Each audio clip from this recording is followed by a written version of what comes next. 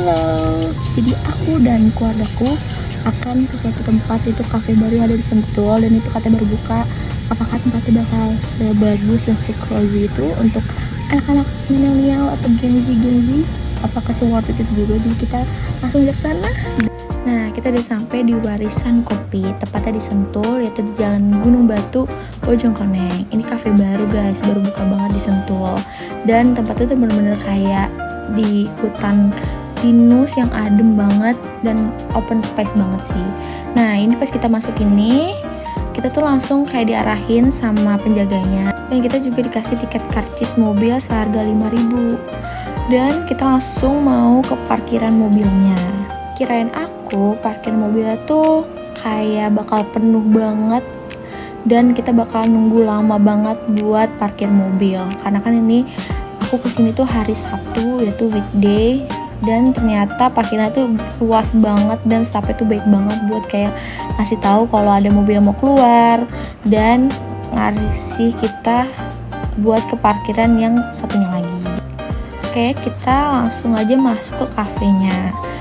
Emang sih dari parkiran mobil ke cafe tuh menurut aku jauh banget dan capek banget, tapi pas udah masuk ke spot ini nih, menurut aku langsung kayak adem banget, cozy banget, open space banget, dan emang banyak banget tempat-tempat yang bisa buat foto-foto, apalagi di jembatan ini guys. Jembatan itu banyak banget foto-foto bersama keluarga, pasangan, anak dan lain. Dan ini spot yang paling favorit banget dari semuanya, yaitu ada kayak danau gitu dan banyak banget duduk di pinggir-pinggirannya. Jadi nggak cuma spot ini aja, ternyata banyak lagi spot-spot lain yang menurut aku keren banget dan estetik banget. Terus kayak bisa bikin video-video estetik dan lagu galau gitu.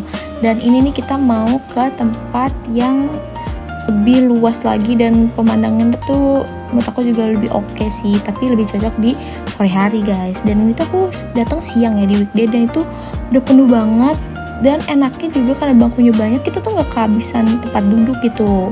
Nah, ini spot yang aku bilang juga nggak kalah dari yang danau itu.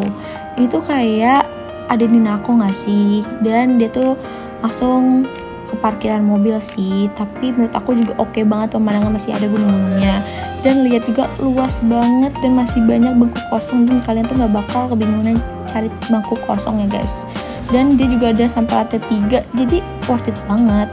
Dan untuk harga-harganya menurut aku juga masih affordable, masih worth it banget, nggak semahal-mahal di cafe lain. Dan kita juga nggak perlu berebutan bangku ya, karena di sini banyak banget bangkunya. Aku sih ngerasa banget di sini tuh kayak enak banget, udaranya masih sejuk banget, masih oke banget. Cuma emang PR-nya menurut aku ya, kalau hujan itu sangat-sangat bingung ya guys ya, karena tempat tidurnya tuh kayak kurang aja guys menurut aku. Dan untuk kamar mandi juga menurut aku bersih banget, selalu dibersihin sama staffnya. Jadi kita nggak perlu tuh ngerasa kayak geli atau gimana. Menurut aku oke banget sih, apalagi aku orangnya yang emang gelian gitu. Ini menurut aku cafe yang benar-benar luas banget, karena di ujung sana tuh masih ada lagi guys. Nih, kenapa aku bilang cocok buat Gen Z? Karena di setiap sore tuh ada live musik.